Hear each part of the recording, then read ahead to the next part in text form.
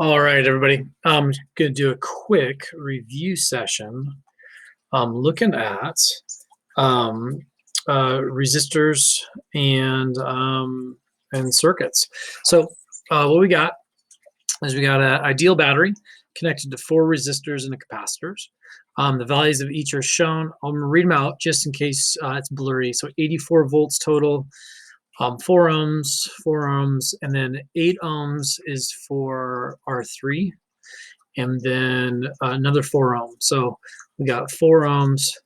So right off the bat, I mean, I've been thinking about this problem all day, that really we're going to start playing the game of ratios because I've got all these 4s and an 8, and the capacitor is 10 farads. Holy smokes, that's huge. Okay, so we're going to kind of tick these off one at a time. So the first one is, what's the current? Well, so first thing we need to do is we go, okay, well, let's assume that this has been on for a while, for a long time. Because if we don't do that, we're going to get a different answer. So we're going to say that this is on for a long time. Some of the problems will say it hasn't been on for very long, or it just starts and it's uncharged. If it's uncharged, you would treat the capacitor as if it was a short. In other words, it was like a blank wire and it's just filling the capacitor. But if it's been on for a long time, the current is 0 on the capacitor. So that means that the voltage between the capacitor and R4 will be the same. So what's the current in R1? So here we go. So we've got R1, we've got R2, R3, and R4. So we've got an 8 and a 4 ohm, and then a 4 ohm over here and a 4 ohm here. There's my circuit, because if it's fully charged, there is no current going across that, going onto that capacitor. So what's the current in R1? Well, what we got to do is we got to find the total equivalent resistance. So the first ones we're going to add is the 8 and 4. So now I have a 12 ohm, a 4 ohm, and then up here I have a 4 ohm. So the next things I have to do is I have to combine the 4 and the 12. So that's 1 over R is 1 over 4 plus 1 over 12. So got 1 over R is 3 twelfths plus 1 twelfth. So 1 over R is 4 twelfths. So that means R is 12 fourths. So R is 3 ohms. So down here, this is worth 3 ohms. So that means up here it's worth 4. Down here it's worth 3. Well, what's my total resistance? My R total is 7 ohms. So knowing that, I could do V equals IR, but the way we'd write that is EMF equals IR. So the EMF is 84 equals current times resistance. Here's already thinking about the answers. So we've got 7 there. So you get I is 84 over 7 is 12. I haven't used calculator in days. So next up, what's the current in R3? Well, R3 is right here. Well, the problem is the current splits here. So the way I would tackle this is, I know that this is 4 ohms up top in R1, and I know it's 12 amps going through it.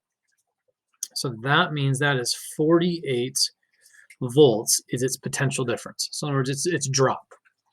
Well, if it's 48 dropping there, that means if it's 48 dropping here, that means here it's got to drop the rest, which would be 36 volts would be its potential difference there. So if there's 36 volts, that means that this guy is 9 amps. Because if I do V equals IR with 4 ohms, I'll get 9 amps. Well, if that's 9 amps, that means over here on this side, not next. That means this is going to be 3 amps, because together this 9 amps over here and 3 amps have to equal out to our 12 here. Kirchhoff's current rule. So current is conserved. So that means it's 3 amps. Well, if that's 3 amps, and that's that's the answer. 3 amps. Sorry. What's the potential difference across the capacitor? Now we're talking. So So potential difference across the capacitor. So between here and here is what I want to measure its potential. So that just equals the potential across R4. So if I know there's 3 amps going down this branch, and that's 4 ohms, so that's 3 amps and 4 ohms, that is how many volts? That is going to be a potential difference of I times R. So I've got I of 3 and R of 4. I get a potential difference of 12. So that, if this is 12 volts, this is also 12 volts. That means my capacitor is 12 volts.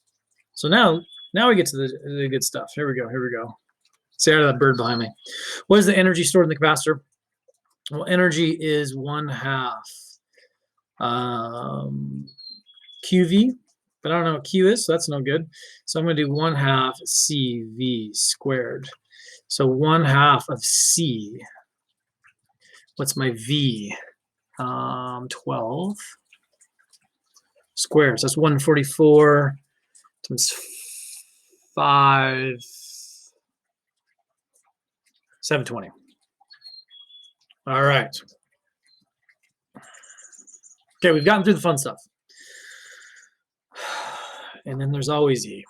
Okay. It's like the hanging chad. So I've devoted a whole space to it. So I've tried to think of this problem for part E. Part E is what is the energy stored on, sorry, at some point the connection of the wires at X fails. So X up top here, okay? Oop. X up top there fails. Well, if X up top there fails, we now have an interesting situation. We still have a little circuit down here, okay? And the question is it goes until the current drops to 0. How much energy is dissipated in R3 after it fails? So we're looking at the energy that is dissipated. So change in energy through R3. Now, we know how much energy is on the capacitor, 720 joules. If there's only one resistor, 720, we're done. Right? If it was 2 in a series, and they were equal, I could just half it. This is where it gets interesting, is because now I've got this guy's out, this guy's out, this is my circuit. So really what I have is I have a capacitor that has 2 junctions, junction 1 and junction 2. So I'm just going to draw junction 1 and junction 2. So between junction 1 and junction 2 is R4. Between junction 1 and junction 2 is also R3, which we care about, and R2. Well, R3 is 8 ohms, this is 4 ohms, and this is 4 ohms. So I'll show you in a second. There's kind of a slick way to do it, but I think conceptually, I look at this and go, I have a capacitor that's has 120 joules. It's going to drain out. I've got a 4 ohm resistor here, and I have a total of 12 ohms on the right side. Well, here's how I started reasoning that. That here, I'm going to have 3 times as much current as I have here. So whatever current I see here, I'm going to have 3 times the current here. So that was my first idea. And then I said, okay, well, energy is, 720. Well, that doesn't help. Okay, so then I'm like, okay, power is current times voltage. I'm like, oh, these 2 branches have the same voltage, but they have different currents, which means the power is different. And power is all about change in energy over change in time. So that means if I can look at the ratio of the currents, I can look at the ratio of the powers. If I can look at the ratio of the powers, I can look at the ratio of the energies. So if I got 3 times as much as this, I have 4 chunks of energy. This is the official answer key right here. 4 chunks. Just joking. 4 chunks. Well, this was 720. We're supposed to say 7 here. If there's 720 joules, if I divide that by 4, I get 180. So that means 180 joules is dissipated on this branch, and 540. 540 joules is dissipated here. So there's idea one. If I get 180, it's the wrong answer, but I'm close because this branch altogether dissipates 180 joules. 180 joules. But now I got to think about that branch, right?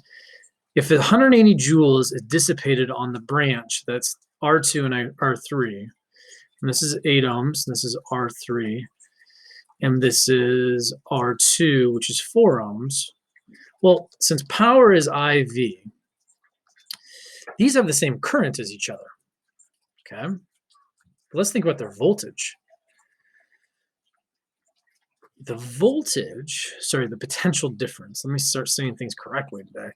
The drop here and the drop here are not the same. This will have a big drop, and this will have a small drop. And if I were to look at numbers, right? So let's say, all right, so this is twice as much. This is twice the potential than this guy. Well, what would then the total be? It'd be 3 chunks of potential difference drop. But look what this one gets, 2. So this guy up top has 2/3 of the total potential drop, and this guy gets 1/3 of the total potential drop, not for the circuit, but for their little branch. Well, if he gets 2/3, well, what's 2/3 of 180? So I got 180, he gets 2/3 of that drop, which is 120 joules, which is the correct answer. Okay, so this guy will drop and dissipate 120 joules. This guy will only drop 60 joules. Okay, that's how I think about it. And I'm going to show you an official one that I found, and let's see if we can track with this. Power, current times voltage. It's kind of what we just talked about. They did what we did. Look at a ratio. So what's the current in R3 compared to the current through the capacitor?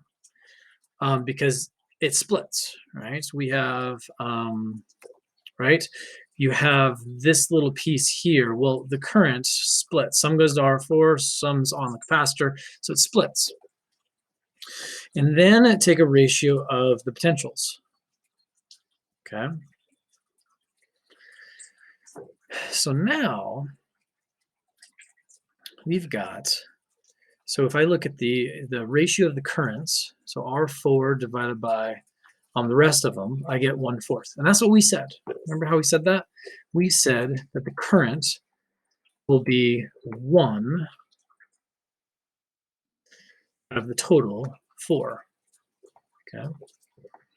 And then when we talk about the potential, that's what we did on this last screen, that it's 2 out of 3. So if I have my two ratios, 1/4 and 2/3, 1/4 and 2/3 of 720, I get 120. There we go. I also posted, I want to show you one last thing here. I keep those and I'll post those too, but let me show you.